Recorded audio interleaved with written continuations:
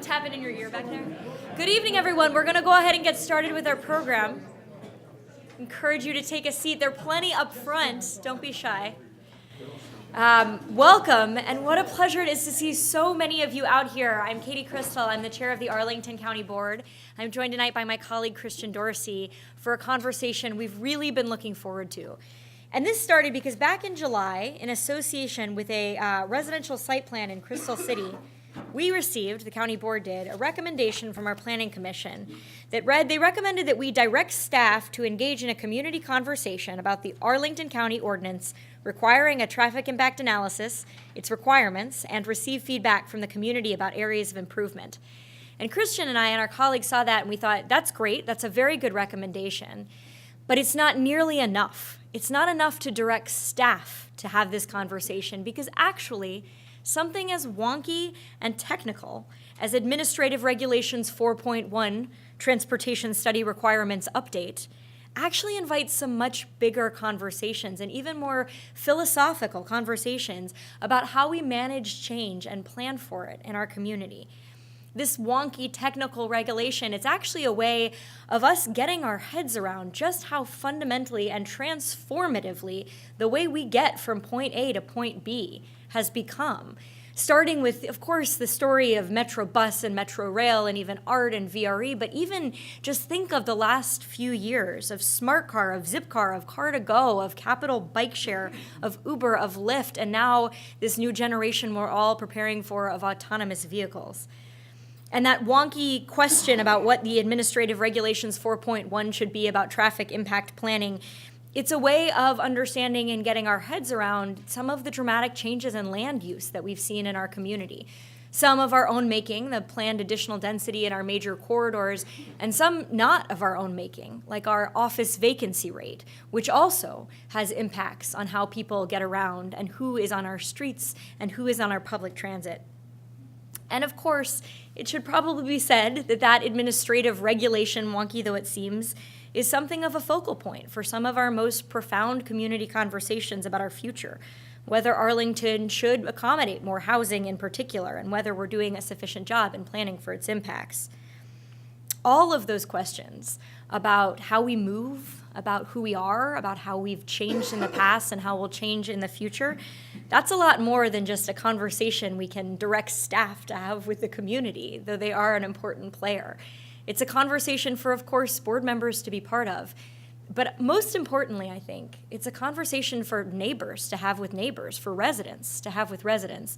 And that's why I'm so enthusiastic that this event is being co-hosted by our Transportation Commission and Planning Commission along with staff. It is an opportunity for more of these citizen-led dialogues and more of these neighbor-to-neighbor conversations. And yet it is our staff who deserve so much credit for putting together such an impressive evening, for getting the word out so extensively to create the kind of turnout we have, for pulling together the expertise in-house and national to ensure that we can have a substantive and educational conversation with one another. And I want to just particularly thank Dennis Leach, Rob Gibson, and Carol Mitten, and I know the teams that worked with them to make this conversation happen. So I'd like to begin actually with an introduction to Dennis Leach, who is our county's transportation director and who will help orient us to the goings-on for the evening. Welcome, Dennis. Thank you very much. Well, it's a pleasure to be here this evening to further this wonky conversation about transportation and development and how we evolve as a community. So this is really a 101. This is trying to link what we know about Arlington to give the local perspective, and then our next speaker will actually take it up and look at what's happening around us. But in my position, I'm often asked, is it possible to actually have community development, community revitalization, but without the associated growth in traffic? And in Arlington, the answer is yes. We are already doing it, and we're measuring it. So Arlington has a long history of land use development planning in conjunction with transportation. The whole concept of urban villages, as exemplified in this corridor in particular, but also in Pentagon City, Crystal City, really a vibrant mix of neighborhoods of varying density, from single-family neighborhoods to multifamily neighborhoods to neighborhoods that have hotels and office and retail. So since 1995, we've added about 21% to our population. We currently have a little over 222,000 people in Arlington. The job growth is a little bit slower because of our office vacancy rate, but it is up over that period as well. And this is very counterintuitive, but we do collect the data. Over that 20 years, some of the places where the county has added the most redevelopment are, in fact, the same places where traffic has actually dropped. Very counterintuitive. And some of these drops are quite substantial, 33% on Wilson Boulevard in Clarendon and Courthouse. And two of the corridors that have grown are more suburban in character. George Mason is a very popular north-south arterial to connect various places in Arlington. Arlington Boulevard is generally a preferred route if you're not on I-66, if you're coming in from a place like Central Fairfax County. And then at the request of the board and the community, we did a deeper dive into one of our sets of urban villages and adjacent single-family neighborhoods down in Crystal City, Pentagon City, Potomac Yard, where we really looked at all of our data sources. And what we found is that traffic in that particular environment had crested in about the year 2000, and it has been dropping. Now, some of the most recent drops could be because of the office vacancy rate. But we were even seeing a drop before that trend took hold. What we also know is that Arlington is diverse in terms of its neighborhoods, the character of those neighborhoods, and the travel behavior of those neighborhoods. So if you look at some of the examples, Roslyn, Courthouse, Virginia Square here in this metro corridor, all about the same percentage of people driving alone to work, about 35%, which means 65% are traveling by another means. Down in Pentagon City, which has our lowest SOV, single occupant vehicle rate, it's 28%. But as you go into neighborhoods that don't have those, the density of travel choices that aren't accessible to rail or very high frequency bus, that drops off a bit. So you have a Penrose Square, which is on the Columbia Pike corridor at 58% drive alone. Cherrydale, kind of a shoulder neighborhood. You can walk to the RB corridor, but it's a little bit long, 58%. Rock Spring, more suburban still, 67%. So it's not, the travel patterns are diverse. But where most of the development is actually being located is actually in our mixed-use neighborhoods, principally clustered either on top of the rail system or along Columbia Pike. And I'm highlighting some things from Pentagon City. One thing that we'll go into a little bit more after this event in the breakouts in the next room is we do very detailed studies of all development after they're approved and built. And so this information comes from those studies, which shows that if you're living in a multifamily building in Pentagon City, and there are a lot of multifamily buildings, more are coming, by and large, you're going to be traveling by means other than driving alone. You're making a choice to live in a transit-accessible neighborhood. You're much more likely to be riding rail or bus. And not only for work trips, but also for non-work. And so what really contributes to these kind of outcomes? It really is about taking multiple steps. It's coordinating our transportation with our development, providing supportive transportation for all people by all modes. We're all about expanding travel choice. It's continuing to invest. We're not really ever done. And when we think we're done, it's probably time to reinvest, as in the case of our metro system. And then the step that most communities don't do, but I think is incredibly important here in Arlington, is that ongoing monitoring, management, and encouragement. You're not done when the system is built. You're not done when the building is built and occupied. There is an ongoing role that needs to be played for this to work. And this is just kind of walking through the hierarchy from the grand scale down to the very granular. So Arlington participates in a regional context in terms of land use, population, employment forecasting. We're guided by our general land use plan, a very important document, along with our mass transportation plan. But then in Arlington, we go deeper. We go to the sector plan level in documents like Crystal City Sector Plan or Realize Roslyn. We do detailed area transportation studies. We're doing another one in Roslyn right now, following up to the sector plan. Then we get down into the site plan level where we apply those policies, those lessons at the site level. And one of the things that is new that we are working on is to further develop our tools for evaluating transportation at the site level by shifting to a multimodal transportation assessment from a traditional traffic impact assessment. And then we get down to the ongoing monitoring and measurement at the building level. And this is part of that shift. The traditional TIA, Transportation Impact Assessment, really just looks at auto trips, just how many auto trips and how do you mitigate the impacts of those trips. But what we find in Arlington, particularly how we develop, and is that all the other trips matter too. And in some cases, the most important investments may be access to the transit system, providing good walking routes. So what we're after is to try to get at that full picture of travel for our development. Arlington has a long-standing commitment to providing transportation choice for all people, for all modes. And it is very layered here, and that's intentional. It's Metro Rail, Metro Bus, ART, bike share, good facilities for walking, good facilities for biking. All are part of making our transportation system work. And these are just some numbers of some of those.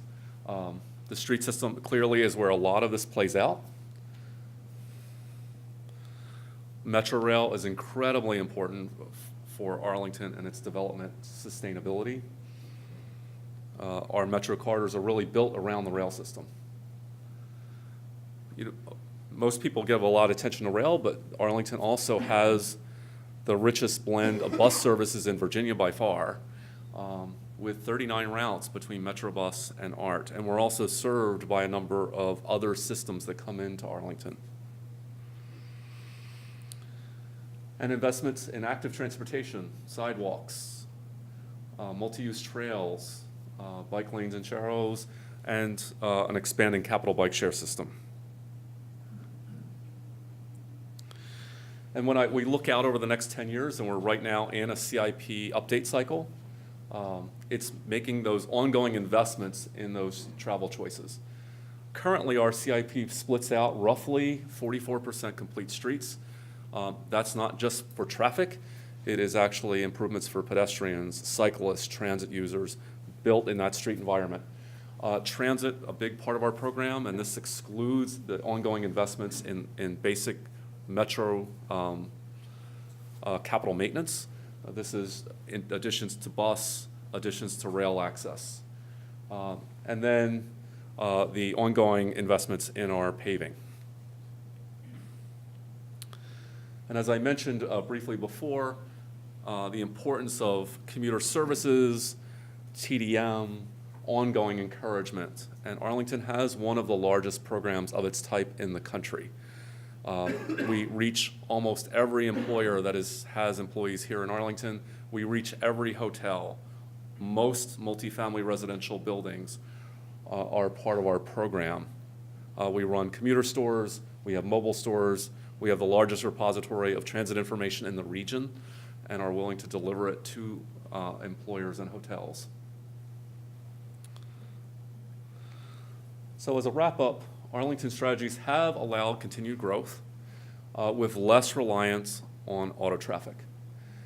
And I think if you grasp something from this presentation, it's not just one simple solution. It's not one thing, but it's actually looking at many different things and following through over time.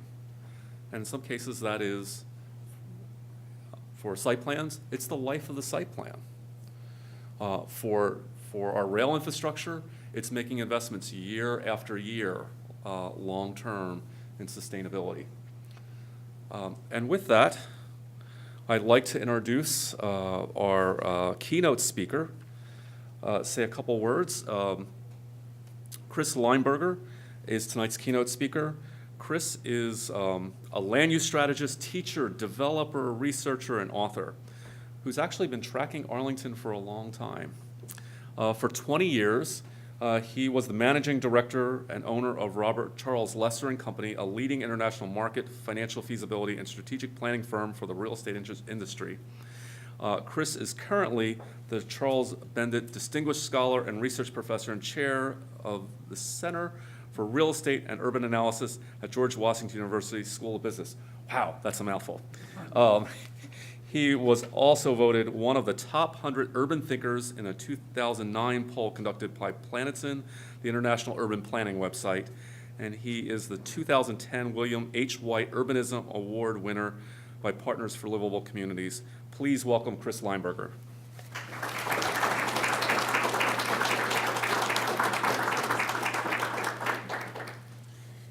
It is the longest title I've ever had. Academic titles just go on and on and on. Do you want to set that up? So I'm coming across the river, gladly, unpaid, because you guys are the model in this world of the urbanizing suburb. And I was in Australia back in August, and they have fabulous cities, but their suburbs suck. And they wanted to see how to urbanize their suburbs, because it's just unmitigated sprawl. And so it's the last, I'll find it. Okay. And so I kept on showing them Arlington, and they said, this is great. We want to come. So about 2 months ago, they showed up here and showed them all around, because you are the worldwide model in walkable urban development in the suburban context. And so it's a good news, bad news story, because you have taught us so many lessons. And guess what? The rest of the world, including your competition, is learning those lessons. And they're beginning to lap you. So I wouldn't get nervous about it, but it is happening. And you need to recognize that there are some headwinds that you're facing. So what I want to talk about tonight is both the gift that you've given this country and the world as far as the lessons learned as far as not just how to build the built environment, but we now know that the urbanization, the creation of walkable urban places is the #1 thing we can do to address climate change in this country. #1.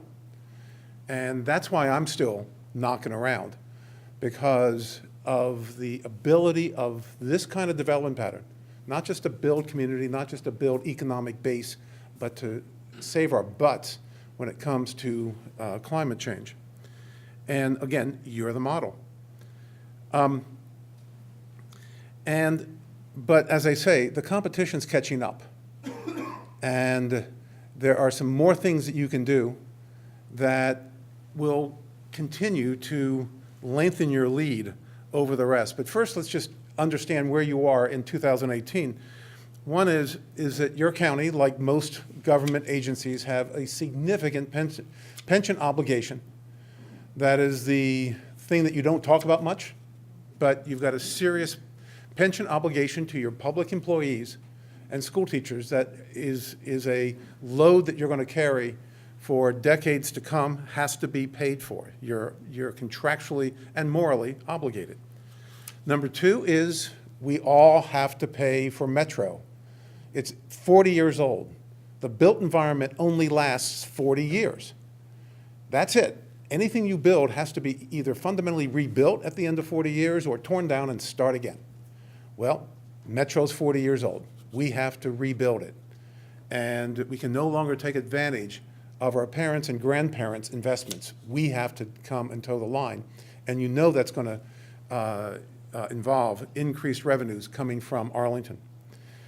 Number 3 is that you've got a great heart. And again, one of the models you have given us is the focus on social equity, affordable housing, your educational system that is, 80 languages that are spoken in your schools. I mean, you have a huge heart. But to have this huge heart, you have to have a means by which to pay for it. And the other thing that I would urge you to think through, and I'm sure you all know, is that this year you're facing flat revenues. And you've been on a roll for 20 years, and all of a sudden it's going flat. And I don't have to tell you, we're in the 8th inning of this economic expansion. Come June of this year, this will be the longest economic expansion ever, started by Obama. And no politics here. And we may get extra innings, but don't count on it. This is the time to batten down the hatches and get your fiscal house in shape, and yet your revenues have gone flat at the peak of the economy.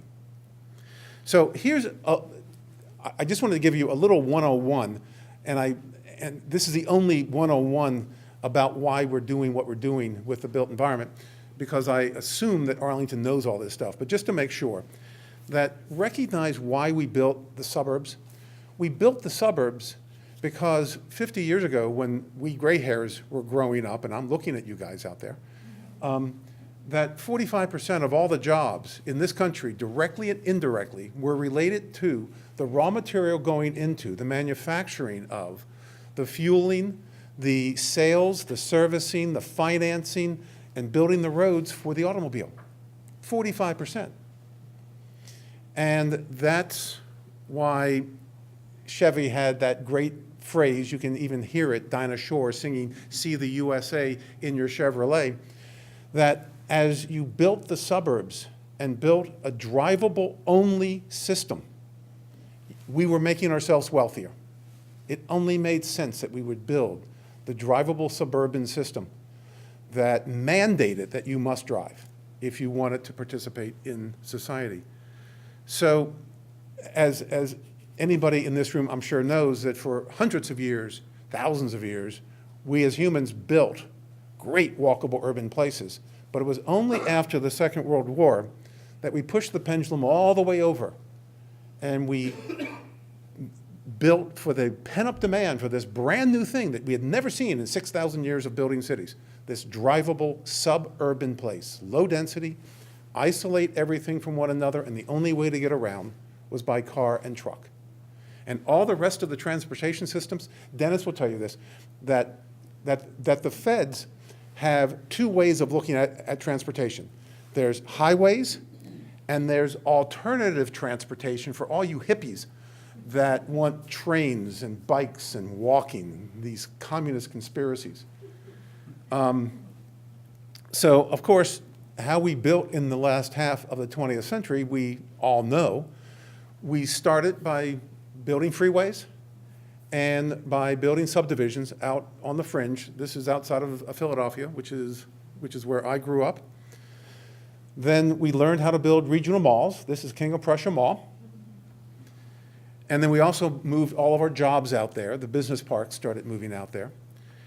And then we got even a whole lot better at building freeways. This, of course, is in the capital of freeways in this country, Texas. And we've just continued to push the fringe further and further out, so much so that in the late 20th century, for every 1% population growth a metropolitan area had, we had 6 to 8% land use consumption. It was a geometric increase. But we had lots of land. So we used it, threw it away, and kept on moving out. And that's where you found yourself in the 1970s, as an inner suburban location that was teetering on economic vibrancy. There were other unintended consequences of this drivable suburban trend, and again, this is what interests me most, is with the environment, that 73% of greenhouse gas emissions come from our real estate and from the transportation we use to get between our buildings. 73%. So by definition, the number one way that we're addressing or that we're affecting the climate. But the thing is where does that happen? This is a heat map showing Chicago. And the blue here, and that bold line is the city of Chicago. And then you continue to keep on going out into the exurbs. This is the CO2 per household annually. The blue heat map is 2.5 tons of CO2 emissions per household. The red is 12 on the fringe. So as we kept on pushing further and further out, that's where the CO2 greenhouse gas is being generated 5 times what walkable urban places are. And the same heat map would apply if I overlaid GDP per capita. This is where the economy is being created. Tax revenue generation per household. Walkable urban places are far more productive. In fact, there's some research that says that a walkable urban household generates a net fiscal impact, revenue minus the cost of your county servicing it, of between 10 and 20 times that of a single family home. You could also show obesity using a similar heat map to this. And of course, social equity. 100 years ago when we only built walkable urban places, and I'm not trying to say that 100 years ago was nirvana, but we basically lived in mixed income neighborhoods, almost all of us. We did not have segregated neighborhoods. We had mixed income neighborhoods within walking distance of one another. So then the economy went and changed. And we moved into the knowledge economy, where the creative class is demanding walkable urban places. That's why if you would read Amazon's 8-page RFP for their HQ2, it's basically the economic development strategy of the next generation. You follow that 8-page RFP, that's where the future of the economy is going. And that's where Amazon is going to locate. But the next economy that's layering on top of the knowledge economy is the experience economy. We're not certain how this is going to work. Tourism is certainly the number one way that you can see that. I mean, when you go to Washington, when people go to Washington, they go to the monuments. They go to the walkable urban places. When you go to Paris, you don't go to the regional malls out on the fringe. You go to the left bank. So tourism obviously is driven by walkable urbanism, but every other business is beginning to change into an experience-oriented business. And fundamentally, those experience-oriented businesses, generally speaking, 80–90% are locating in walkable urban places. So we started to see, and your numbers showed, about 2000, mid-90s, we began to see that pendulum starting to go back, demanding walkable urban places that we had not been building for 50, 60 years, and we in real estate didn't have a clue how to build it. But we do know that these walkable urban places are fundamentally different. That I liken it to that we in real estate got really good at driving NASCARs.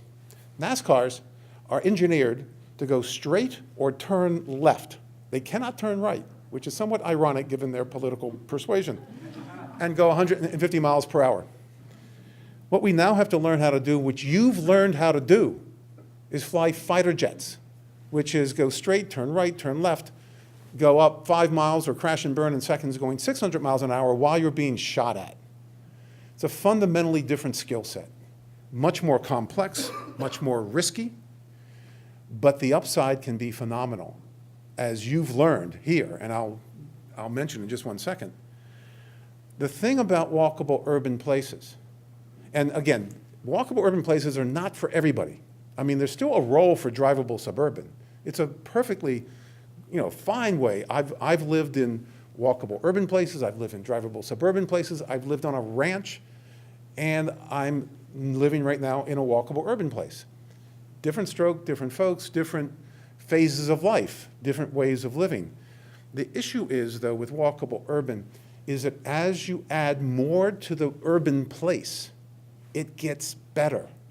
More people on the street, more variety, it's safer, more opportunities, properties start going up in value, property taxes, as you've seen, start going up in value. It's an upward spiral. It's just the opposite of what we see with drivable suburban, where as you build more, you have a lower quality of life.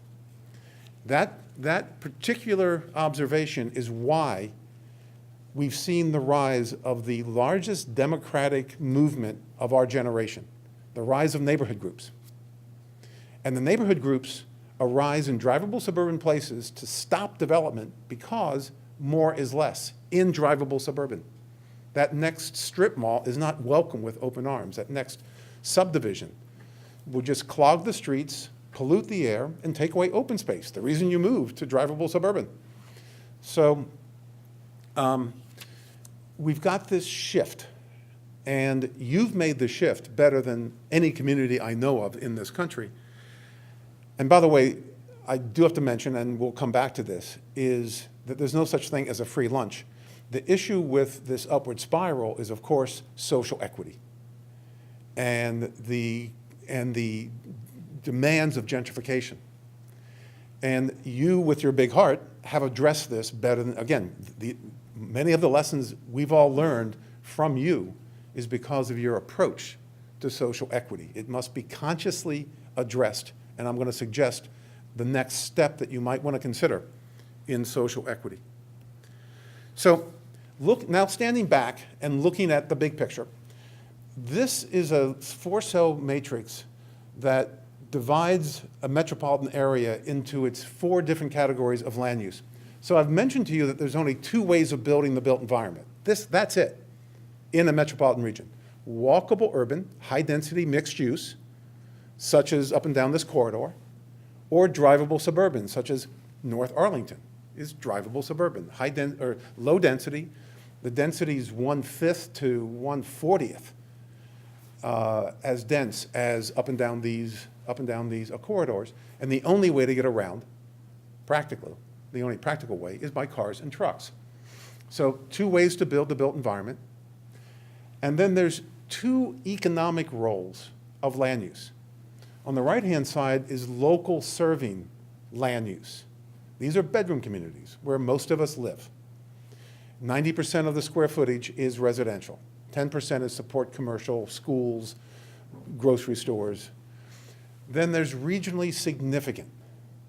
Regionally significant land use is where we make our living as a society. And it's where the high-paying jobs locate. It's where the bulk of the tax base is. And you guys have done just a remarkable job here.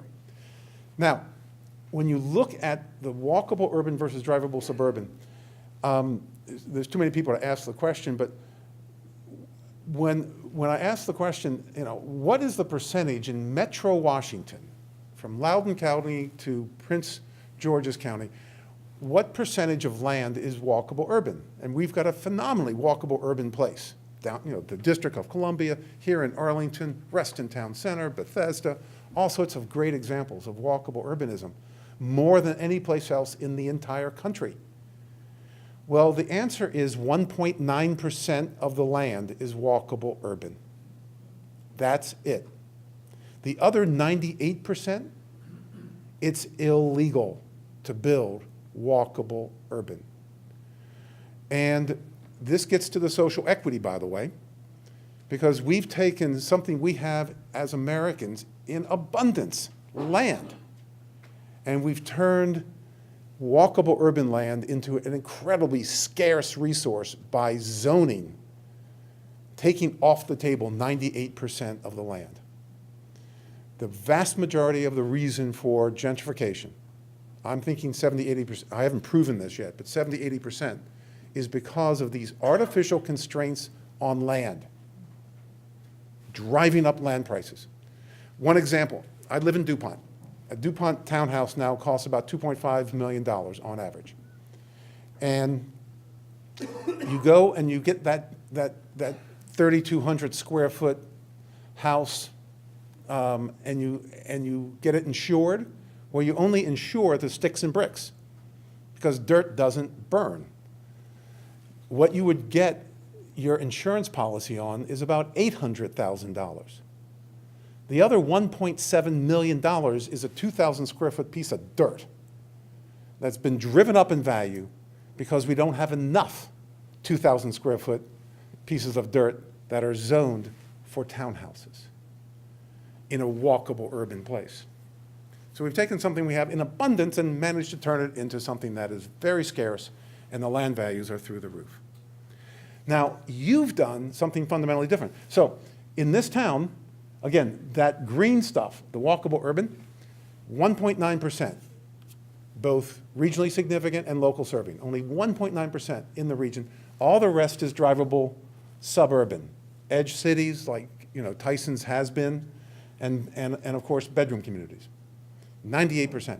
You here in Arlington, by my guess, and this is a guess, 11% of your land is regionally significant walkable urban. This corridor, and of course, down at the Pentagon City, and the Pentagon itself, oh, by the way.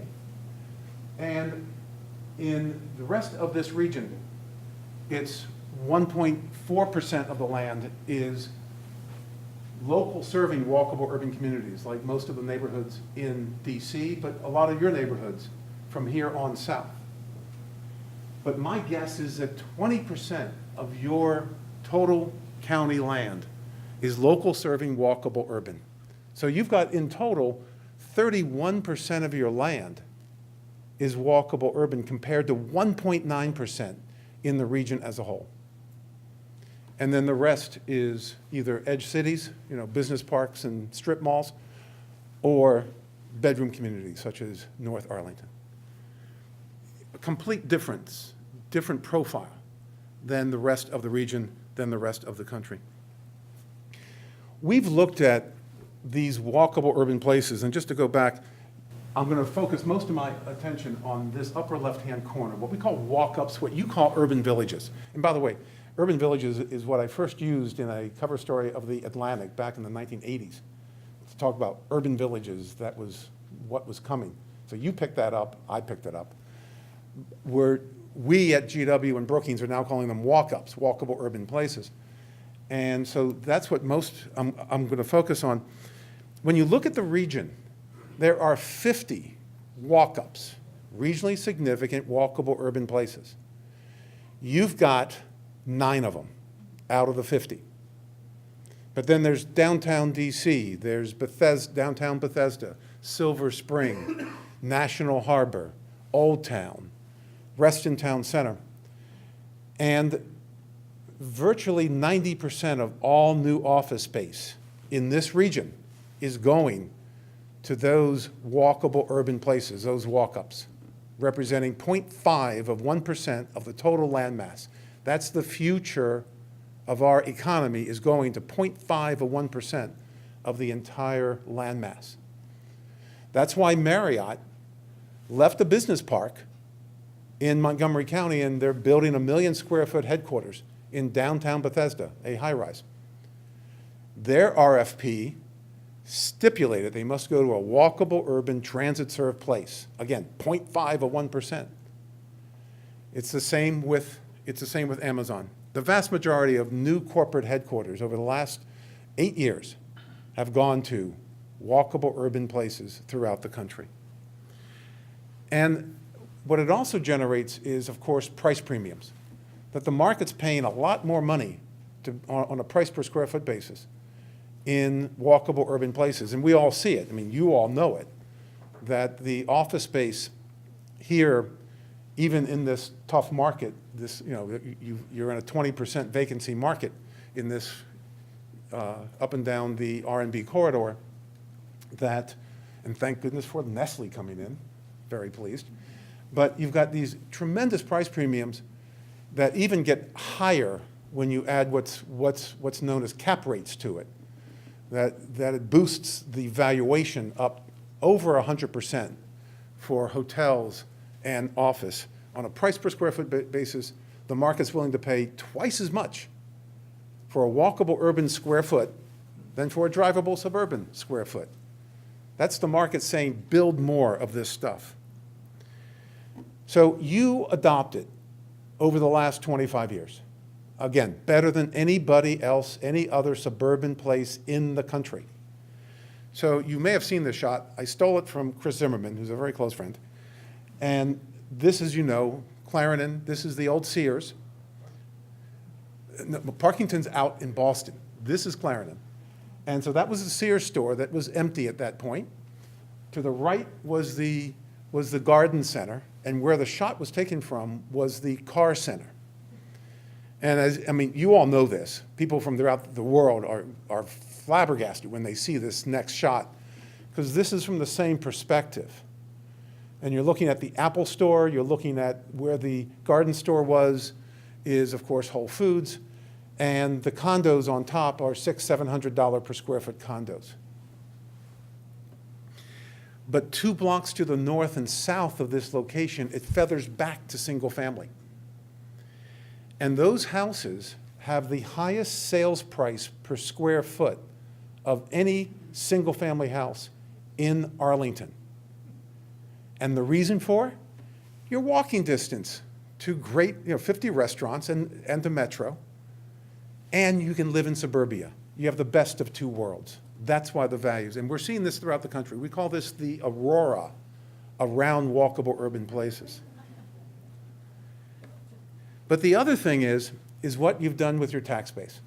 That your walkable urban land on these 2 corridors, R&B and down by the Pentagon, and of course Shirlington, represents 11% of your total land in, as I mentioned earlier, that upper left-hand corner.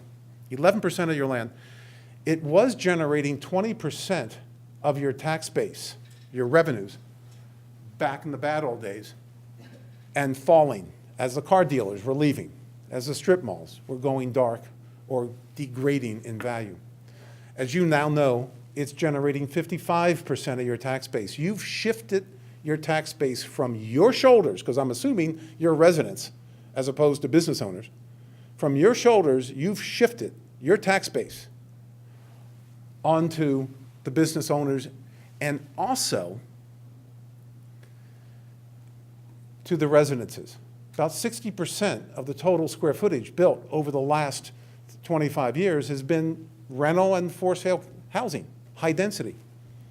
And you probably know this. Again, you guys are all, you know this kind of stuff, but the high density housing from generating school-age kids, those condos and rental apartments generate 1/8 the school-age child or children going to school than the single-family homes in Arlington. 1/8. So all these people moved to Arlington. Tens of thousands of people have moved to Arlington, and they pay school taxes, and then they forgot to have kids. And as a result, your schools are among the best in the country. Again, speaking 80 different languages. So here's some examples, though, of places that have learned from you. They're following in your footsteps. Certainly Bethesda has been doing a remarkable job. And it's really coming together that those 2 towers there on the left, on the upper left, that used to be where the Bob's Big Boy Drive-In was, you may remember, on Wisconsin. Here is out in Denver. This is the Via Italia.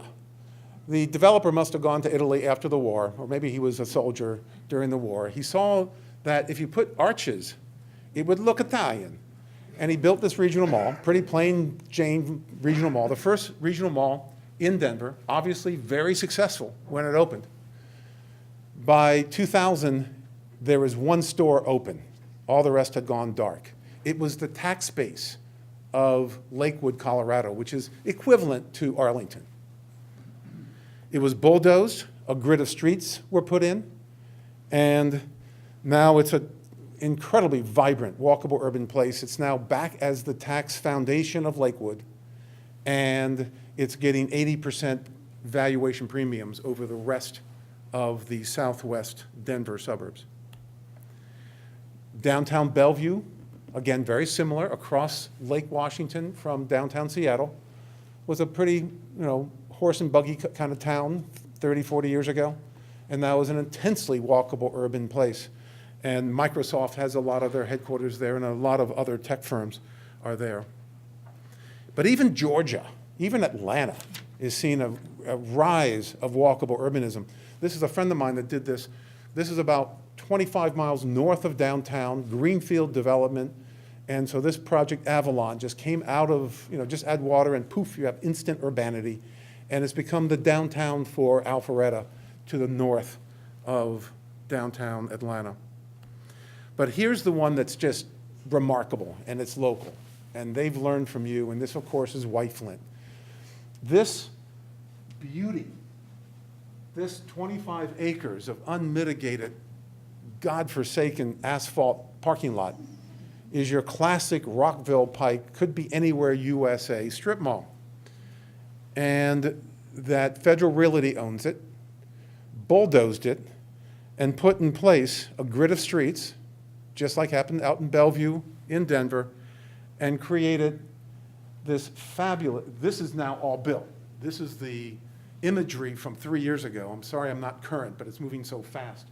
And this is now in place, built, open for business. And it's now downtown The Pike. They've now branded this The Pike, as opposed to White Flint. And it's, again, just a remarkable place that has rejuvenated much of Montgomery County and this area, which, again, Rockville Pike is just dreadful, and it's now evolving. So what's happening to the places that were the 1980s kind of places, the business parks? They're tanking. The building on the upper left is the National Cancer Institute, which moved out of that building into a walkable urban place up in Montgomery County. And the building on the right is Marriott's current headquarters, which will be vacated in 18 months. They've recently sold for 10 to 20% of their value 10 years ago. They're tanking. The people who are buying it don't know what they're going to do with these things. And so they are selling at a tremendous discount. And that gets reflected in their tax base.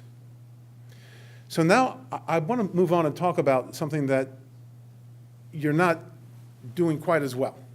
And that is that we in this country, of course, have had 3 levels of government for 200 years, federal, state, and local. But we have 2 missing levels of governance. And one is, of course, at the metropolitan level. We always do a terrible job. Only Portland, Oregon has a decent metropolitan level of, they have government. The best we have is Metro, and that we're all going to pay to make Metro even healthier. We have no choice. But the other one is at the place level. This is the level that is the 4th level of governance. And this is where democracy is really taking place in this country. The biggest democratic movement building upon neighborhood groups, building upon Main Street programs, building upon business improvement districts, is taking place at the place level. And we are where this country was with local government in the 1740s. If you know much about Benjamin Franklin, that Benjamin Franklin created the libraries in Philadelphia, and the universities and schools, and the fire departments, and just on and on and on. He created institutions by volunteers that were taken over by local government. He invented local government in this country. We're at the same place with place management. this is exploding. And you're a bit behind the curve in this town. That we look at walkable urban places as a three-legged stool. The public sector is crucial. You set the table. You put in place the zoning, you build the infrastructure. The private sector invests the vast majority of the money. For every $1 of public, there's $15 of private. But place management is the key, and that's what you're lacking. So I figure that you guys have 11 walkable urban places. Some are underdeveloped, like Lee Highway. Some are in process, like Columbia Pike. But the Boston-Roslyn corridor and down at Crystal City and Pentagon City and of course Shirlington, some are doing okay. None are doing great as far as place management, and some are not even managed at all. So let me end by talking about the lessons you've taught us, and then the lessons you might want to consider. One is, and this is tiny because you've taught us so much, you've taught us that underground rail transit works the best. The Orange Line is the most important rail line in the country because in Arlington it works well, it goes to Fairfax and it dies. You can do bus-based walkable urban places like Shirlington. You put in the overlay zoning that allowed this to happen with boundaries. So there were firm lines between walkable urban and the drivable suburban neighborhoods. The best of both worlds we talked about. You measured this stuff. You listened, but you measured. That's what Dennis had just mentioned. And you insist on mixed income, and you backed it up with research. Many times you knew better than the real estate developers. And you started an affordable housing strategy early, and you've funded it consistently. You just saw that you have demonstrated, that we've learned from you that with walkable urban places, you absolutely drop traffic and parking demands in these places. And that the walkable urban places subsidize, these walkable urban places subsidize the rest of the county and the single-family area. And it, better or for worse, you lean Democratic. Pew Trust has demonstrated that. I mean, for better and for worse, because I'd rather have Republicans involved in this discussion than just Democrats. That you focused first on cores and then on the corridors and filling in those corridors, and you've gotten the highest credit rating, but and you've understood about walkable urbanism, addressing climate change. But you're not perfect. Only Buddha is perfect. Obviously, Roslyn and Crystal City, we didn't know what to do back in the 70s, and we're still learning how to retrofit those. But you're not immune to competition. You're late to understanding place management, and the private sector needs to be more involved in raising the capital for place management infrastructure. The affordable housing crisis is still a crisis. The county's done a great job. More needs to be done. You never got the skins here. Actually, I'm kidding. That's a very good thing. You didn't get the skins here. So you've got some lacking, but here's your competition that's coming down the pike. Carlisle, down in Alexandria, they're the ones that got the National Science Foundation. They're doing much better in a lot of things. They're going to do much better. Look at Mosaic, a great example of local serving walkable urban high-density places. Obviously, greenfield stuff like Reston Town Center and National Harbor, it's not my cup of tea, but there's a market for it. And of course, Tyson's. Tyson's is going to break up into 4, maybe 5 different walkable urban places. It's 2,400 acres, but only half of it, we think, is going to be walkable urban. The rest will stay business park. And they're going to be serious competition for you.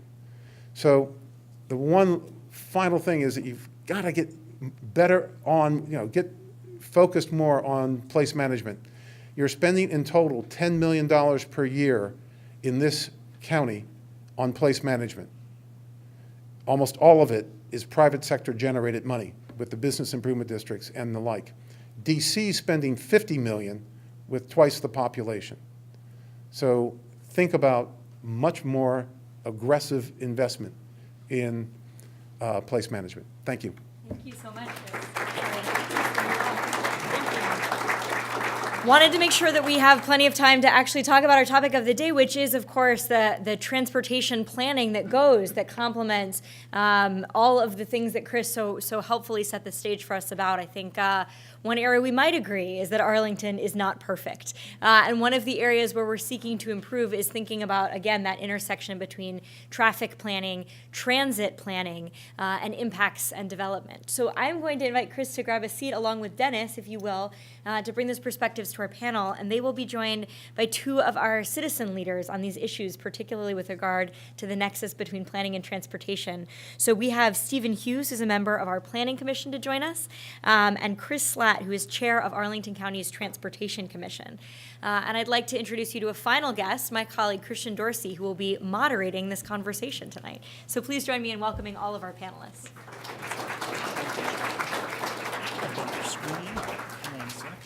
While we're getting the tech set up, I'd like to thank Chris for a very provocative conversation. And one of the things that's always sobering to know as a public official, as soon as you think you're doing things well, you have a very robust community available to tell you otherwise. And that, to a large degree, somewhat informs this conversation, because with a community that is committed to doing things better, we are constantly made aware from our community where some of our the longer-term broad themes where we have achieved success, not only relative to other jurisdictions, but even compared to prior decades, there are some areas where the impacts are not very well mitigated, where the concerns of localized places actually deviate from the broader story of Arlington. And as part of that, this is why we wanted to convene this panel, to take stock of where we are, but also to really contemplate and begin to plan the work for how we actually stay ahead of that curve so that we can continue to be a leader when it comes to smart walk-up communities. So the first question I'd like to throw out to you all, and this is going back to Dennis in your presentation where you just spotlighted a new approach to looking at analysis and measuring data in Arlington, the multimodal impact assessments. How will that improve decision-making here in Arlington? How will it improve our ability to do land use planning, to consider entitlements on specific sites, and to implement our overall transportation program? We'll start with you, and then I'd love to hear from everybody else. Very good. I think the reason we're really interested in it is that what we see in our post-occupancy studies, that people travel from our mixed-use districts in a different way. It's certainly not just about auto travel.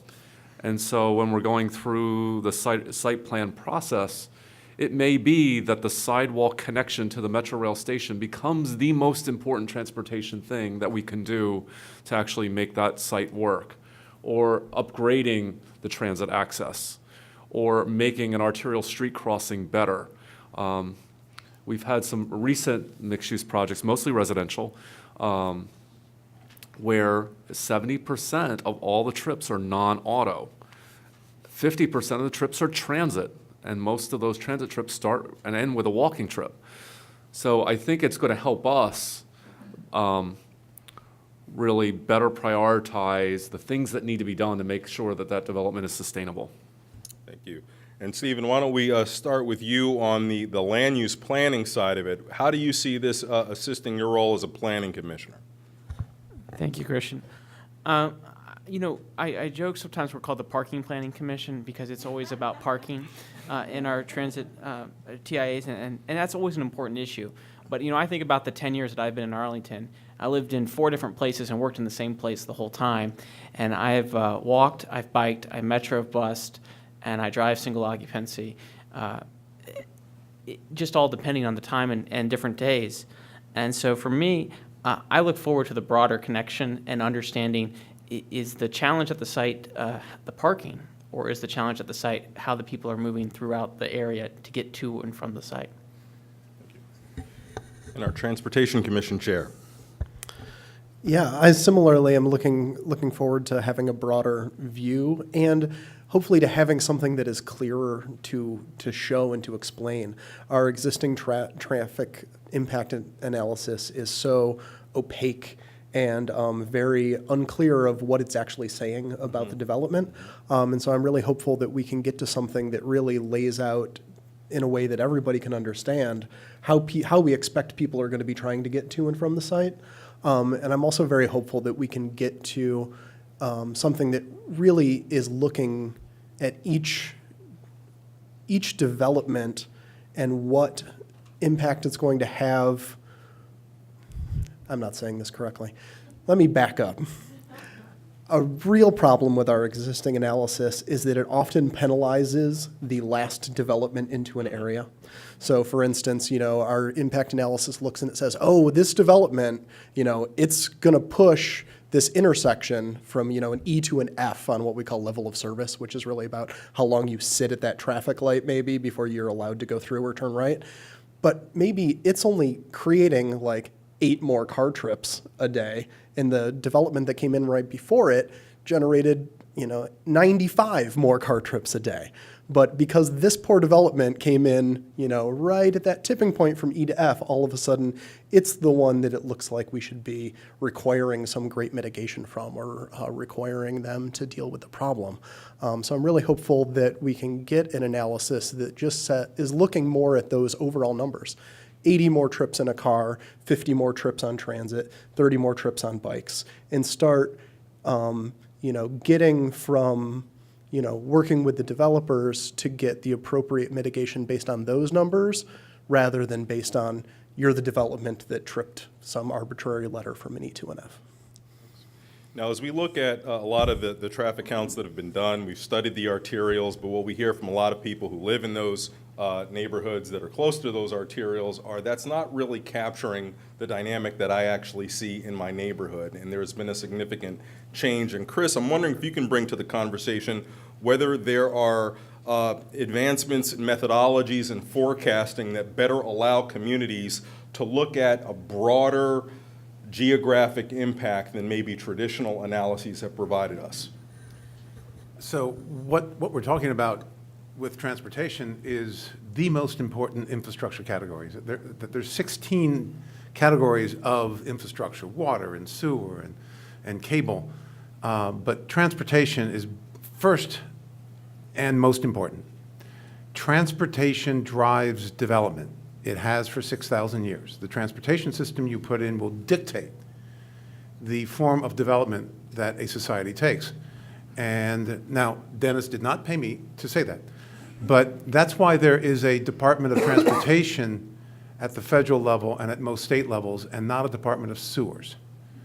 That transportation is A, very expensive, and B, it is that important.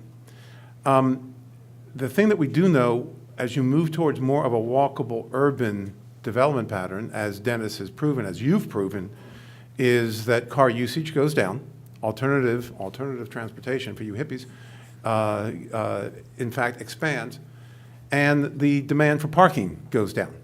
So that when when you look at the parking ratios, because you're right about parking, I mean, it drives you crazy that you think the entire world revolves around parking. But you start with a drivable suburban parking ratio of somewhere between 4 and 6 cars per 1,000 square feet of built space. Each car takes 450 square feet. So you're building, 1,500, 2,000 square feet of parking for 1,000 square feet of people space. And that's why we have all these service parking lots throughout the world, or throughout the country. But as we build more walkable urban places, the parking ratios drop. And they go from 4 and 5 and 6 per 1,000 square feet down to 1 parking space per 1,000 square feet, and sometimes even lower. I mean, we will always have cars. Cars are great. They're fabulous to have that flexibility, but we just don't need as much of them in a walkable urban environment. Now, as far as the impact on the neighborhoods, which is where if you'll excuse the expression, the rubber meets the road, You knew I was going to say that, right? Yeah. That this gets back to place management.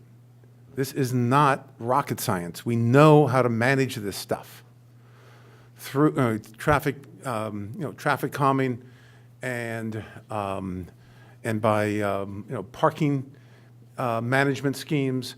And this is something that place management can do in those neighborhoods surrounding walkable urban places. It needs to be managed. And generally speaking, we find the best folks to manage it is not, the county can do it, but I'm suggesting, like with social equity, you consider the place management organizations to get more involved in traffic and parking management. And there's other things, there's other complaints living close to a great walkable urban place, noise, for instance. That can be managed. We know how to manage that stuff, but you need more on-the-ground management capacity than you have at this point in this county. Thank you. Now, a significant part of tonight's program is to feature the ability for everyone to ask questions and have a conversation with the panelists, so get your questions ready. I'm going to go to you in just a moment, but I do want to ask a very forward, or maybe not so forward-looking question. There's been a lot of talk at the regional level about what a continued growth in microtransit opportunities may look like, thinking Uber, Lyfts, and other innovations, and what the maybe farther off but soon to come future of autonomous vehicles might look like. How can we think about those not yet fleshed out technologies and how they will affect our ability to actually make sound decisions, land use and transportation program? And Chris, since you're the big thinker invited here tonight, we'd love for you to kick it off.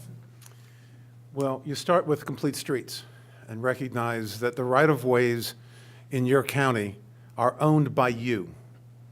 And it is an incredibly valuable asset by any financial measure.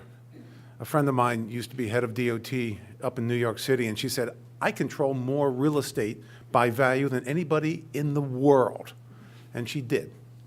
Because about 40% of your land is in fact right-of-way. So the question is how to use those right-of-ways if the car becomes less of an issue. And if you think about it in a zero-base manner of what do we do with many fewer cars and possibly AVs instead. So it's a matter of maintaining the flexibility of use. Don't get stuck with the old guidebooks. Throw out the old guidebooks many times as far as the transportation guidebooks. And the other thing is going to be, you're going to have to really start thinking about how to recycle parking. I would not build, there's two ways of building parking decks. There's scissor parking decks that are on ramps, and there's flat parking decks that have the ramps at the end. The flat parking decks are less efficient and more expensive to build on a price per square, or on a price per space level, but they can be reused. If it's a scissor parking deck, it has to be bulldozed. So I would urge you in this county, don't build any more scissor parking decks, and be thinking, when you build a parking deck, be thinking about what it's going to be used for next, because you're going to have a lot fewer parking spaces when AVs come around. I would just add that active management really is in our future. I know that people are very excited about transportation network companies, the Ubers and Lyfts, but think about how we're developed here, where you might have 1,000 people living on one city block. We are unable to move all those people in their own individual cars. So making the environment good for walking, good for biking, I think making sure that our metro rail system is sustainable is incredibly important for the health of this community. My sense in terms of the profession I work in is engineers are attracted to the next shiny technology thing, which is network companies and it's automated vehicles, but there is a space problem. When you make the shift to walkable urban, you actually can't go back to drivable suburban, given the development pattern. So we are going to need every layer of transportation, starting with a really healthy rail system and a healthy transit system and we have to better manage the TNCs. What New York learned is actually the TNCs caused more congestion on their downtown grid versus less, and they are trying to figure out ways on how to manage that. Thank you for pointing that out, Dennis. As a member of the Metro Board, I always appreciate the plug for mass transit at the expense of the new shiny toy. Go ahead. Go ahead, Chris. I agree with a lot of what's been said. I think the spin I want to put on that is if we've spent the last 10 or 15 years fighting over how we're using, the space on the street, how are we using this lane? Is it going to be a bike lane or is it going to be a car lane? I think we may spend the next 10 or 15 years fighting over the space on the curb. Uber and Lyft and TNCs, and eventually, if that turns into automated vehicles that pick you up and drop you off, all of that pick up and drop off, happens at the curb, which happens to be also right now where we happen to be putting bikes and where we happen to be putting people trying to walk along the sidewalk and benches and all sorts of other things. So I think one of our biggest opportunities and duties here over the course of the next few years is to do some real serious thinking about how does that prioritization take place? What's the best way to maximize the use of that curb space to prepare for that potential future? You good, Chris? Or go ahead, please. No, I want to just Steven, sorry. I want to pile on to Chris's comment because it's the one thing that I think about most. I was left behind by the Uber pool until my intern told me it was cheaper to commute that way. But it was very interesting for me. But I ask ourselves, when I look at a building, we're always the clean lines, and we frown upon the drop-off loops. And is that the way of the future or not with an autonomous vehicle? I don't have the right answer, and I don't know. But I think the flexibility in our planning to allow that in the future is important because, in the 70s when we placed the 4 metro stops, not everyone was talking about it. So whatever the solution is today, it's not going to be in the textbook, and we have to be inventing it for ourselves. Great. All right, so we do have an open house component coming next, so I'm sure at some point everyone will be able to ask questions of people who may be able to answer them in the room, but right now is your chance to hear some responses from the panel. So if you have a question, please raise your hand, and I'll need to recognize you so that we can have that bearded gentleman come over with a microphone. So we have 2. Excellent. Wonderful. Wonderful. All right, why don't we start over here, and then we'll go over here. So I saw a hand in the middle on this side. Go ahead, Natasha. Hi, I'm Natasha Atkins, and I'm the president of the Aurora Highlands Civic Association. I liked your Aurora thing because that's big down where we are. I just wanted to follow up on the comment about the ride-sharing services. There was a study that came out this week that looked at 5 or 6 different cities, and the fact that not only were ride-sharing services making the traffic worse, but they were also taking traffic away from the transit. So I think we obviously need to make Metro our priority so that there are fewer excuses for not taking Metro. It doesn't work well, I'll just hop the lift into town. And I guess that's all I'm concerned about. And don't autonomous vehicles need to park somewhere, even when they're not driving? Where do you park them? All right, so Dennis, you want to go ahead? I'll start. I think one of the real challenges that we see with Uber and Lyft and the TNCs generally is it's that loading zone. It's the notion that everyone can be picked up exactly where they want to be picked up. And in more urban mixed-use environments, that doesn't really work well, because how that translates, and I see it here in Courthouse and Clarendon, that means it's double parking in the bus stop. It's actually blocking the bike lane. It's sometimes blocking the crosswalk to the metro station. And so I think more active curbside management and loading zone designation is in our probably very near-term future. And again, coordinating with our police department. this is just, again, another form of place management. And there'll be, each block, there'll be a designated place, and the phone will know that you have to walk to that designated place. Many airports have this now. This is not rocket science. We know how to deal with that. So it's a matter of managing it, recognizing it. You know, I think Uber and Lyft are great. I'm sorry it's had the impact on our transit systems, but it's made our transit systems recognize they got to get up to snuff. And so we all have to pay, which I think is long overdue for us to, you know, increase the transit systems so that we can give the competition.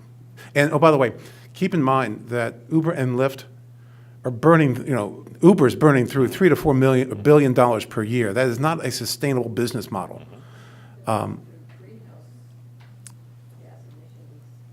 Right, exactly. And so, but Uber and Lyft are being subsidized by the investors right now.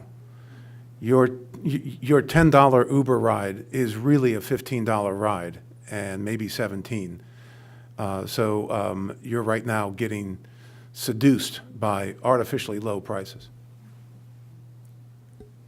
Chris? I just wanted to kind of throw in, there's such a range of potential futures with AVs. You know, there's sort of this horrible dystopian potential, I think, future of we just turn from everybody owning a car that they have to drive to everyone owning a car that drives itself. And this has all sorts of potential negative impacts, especially in urban areas where all of a sudden, you know, how long it takes to get to work doesn't matter as much because you can be on your phone or you can be on your laptop, and all of a sudden this leads to more sprawl.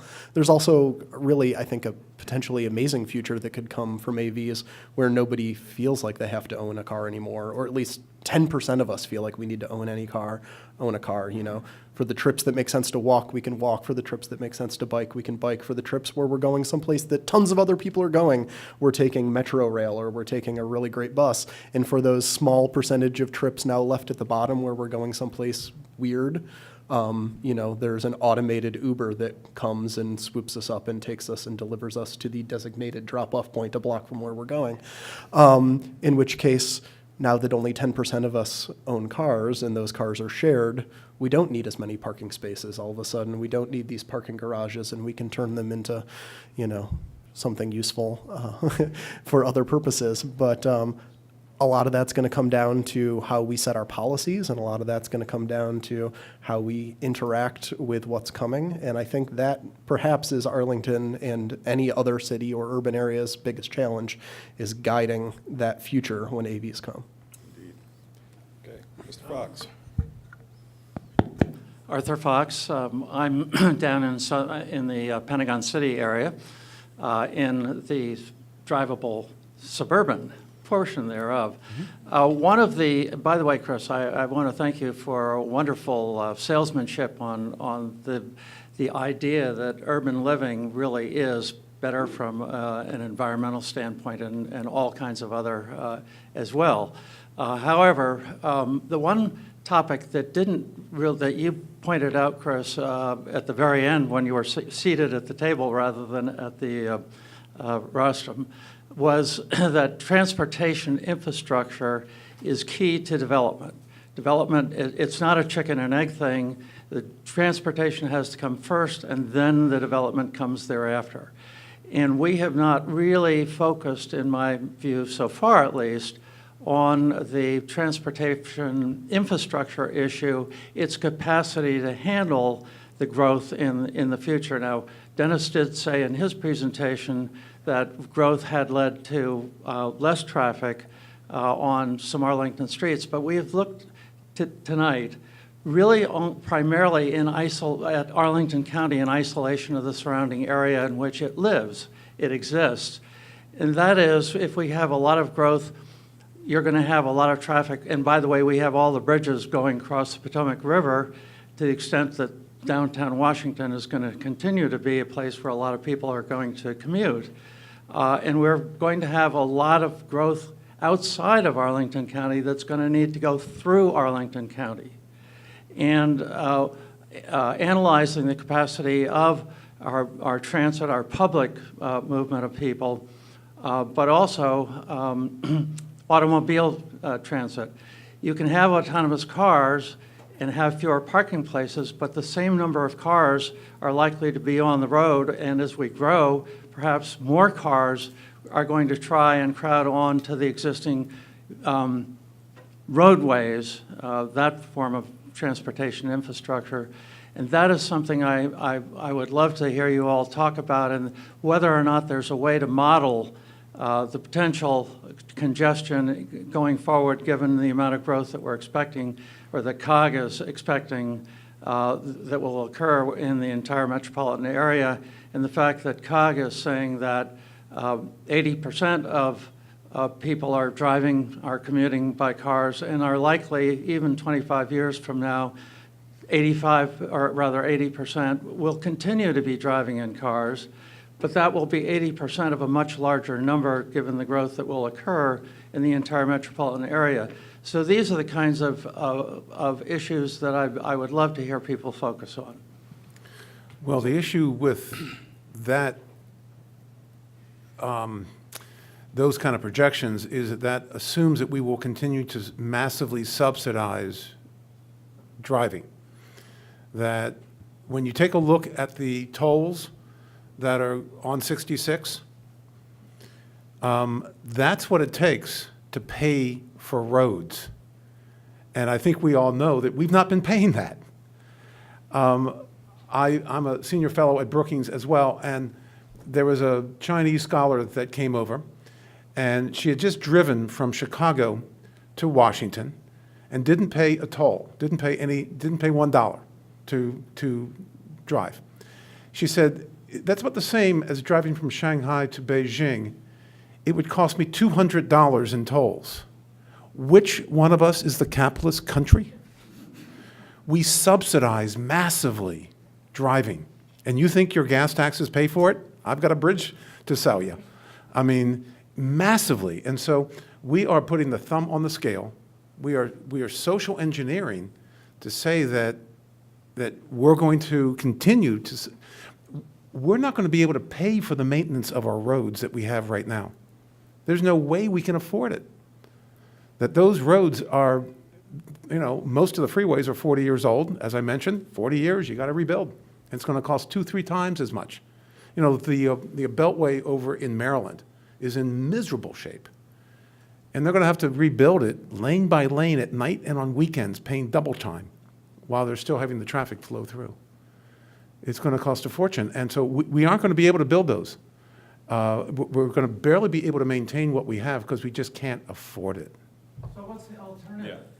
Build walkable urban places and give the market what it wants, rather than make it illegal, where you can only build on 2% of the land, and the other 98% are kept off limits, and follow the Arlington model. So Arthur, if I could just interject just to make sure we can expand the conversation. So the question that Mr. Fox has asked, and your response indicates that somehow to address this need, there has to be a greater level of regional cooperation. And we've already, we've talked about the Council of Governments and their cooperative forecasts, which are really not cooperative. They're cooperative in the sense that they get data from each jurisdiction, but it's not. It's called staple forecasting. Exactly. So it's not, a broad regional decision-making entity. It's more a sharing entity. So is there any sort of evolution, advancement, innovation in regional governance that we could apply to deal with these issues of making sure that infrastructure decisions in jurisdictions that have maybe different values and perspectives on these actually marry to creating the kind of infrastructure that achieves the results that you and I think we all desire? I would suggest, and again, it goes to the fact that metropolitan level of governance in our society does not exist in this country. In Europe, in Canada, it exists. That's standard. Metropolitan governance exists, or government. The only example we have in this country, of course, is Portland, Oregon. And they're all communists anyway, so we don't follow them. And so the only model we have right now is the board that you're on. And that hopefully Metro will become a shining example once again, once we decide to reinvest. One of the things that I'm particularly embarrassed about my age group, the baby boomers, is that we are ungodly selfish, and that we have not invested in the infrastructure of our country, unlike our parents. And we are leaving the infrastructure in miserable shape. And Metro is I think we now have the regional will to rebuild Metro. But how many people had to die to get us to do that? And so maybe there's a regional DOT that would follow the Metro motto, and that could look at this as a regional whole, because we 5.5 million people growing to 10 by 2050. We're a powerful agency. We're a powerful place, and we need regional transportation governance. Okay, anyone else? All right, let's look to other questions. Oh, you've already got the mic. Go ahead, Bill. I got it now. I just want to take off for a minute about what you just said, that all those folks are communist. I think one of the advantages we have in Arlington here is that we're the Socialist Republic of Arlington. Yes, you are. I want to focus on this first, on the 70s plan for the RB corridor. Was it perfect? Did it evolve as we learned new things? Yes. Is it successful? It is tremendously successful. Now, let's take another look at something called the East Falls Church Sector Plan. It's so specific, so backward-looking, so negative, it's not successful. And if you look at what has happened in the development of East Falls Church,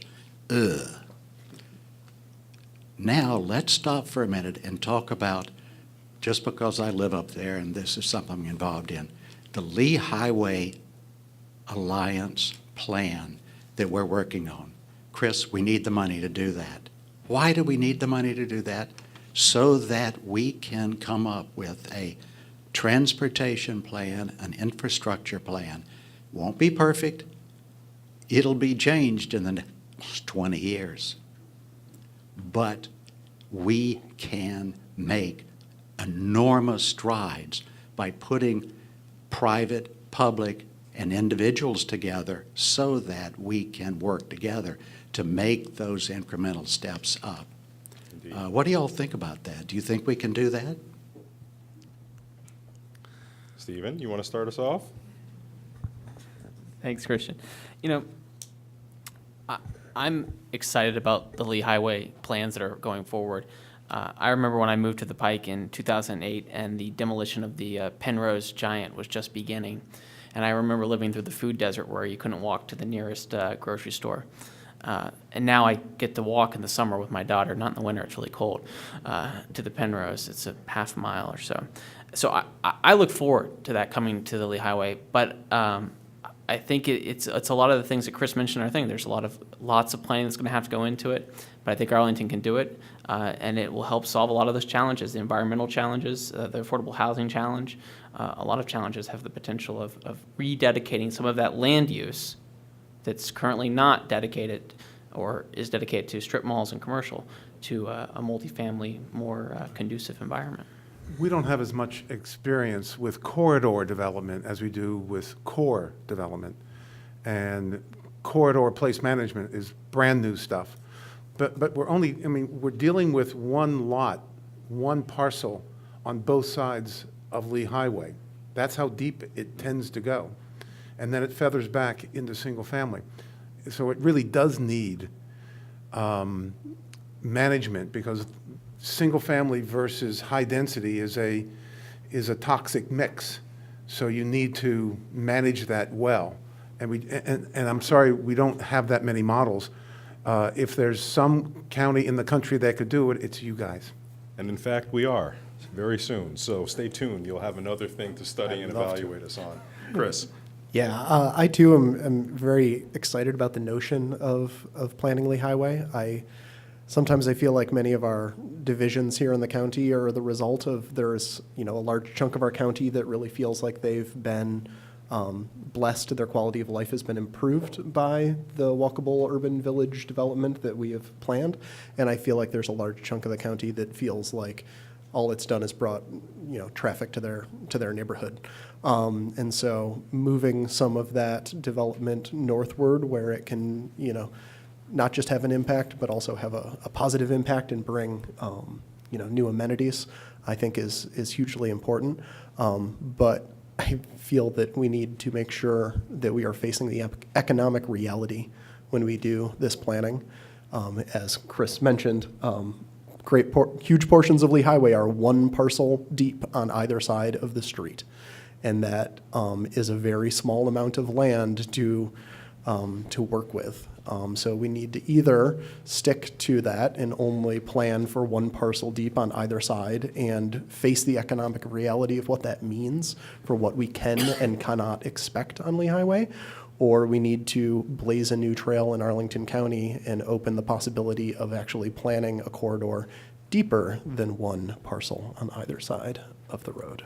Thank you, Chris. And with that, with my apologies, we're going to have to stop the formal conversation because we did want to give everyone the opportunity to see some of the exhibits in the open house and to ask more focused, specific questions. Unfortunately, we don't have the room all night, so we do have to make sure we move on to that portion. So just please, a fascinating conversation which could certainly take all night if we had the opportunity. But let's thank Stephen Hughes, Chris Latt, Dennis Leach, and Chris Leinberger for a wonderful panel. And I'll turn it back over to Katie Crystal, who will guide us to what happens next. Indeed. Thank you so much, Christian. And I will be especially brief, which is just to say and invite you to continue the conversation. I know for some folks, this was a great broader conversation. There are others who maybe wanted to go a grain size deeper and really get into some of those transitions and how we model transportation impacts. And I know that there are some display boards and details and a lot of access to staff in the next room to have those conversations, or to continue those big picture conversations about the future of Lee Highway, the future of the county, the future of walk-ups with some of our panelists in the next room. So we hope you'll join us there. And thank you for coming.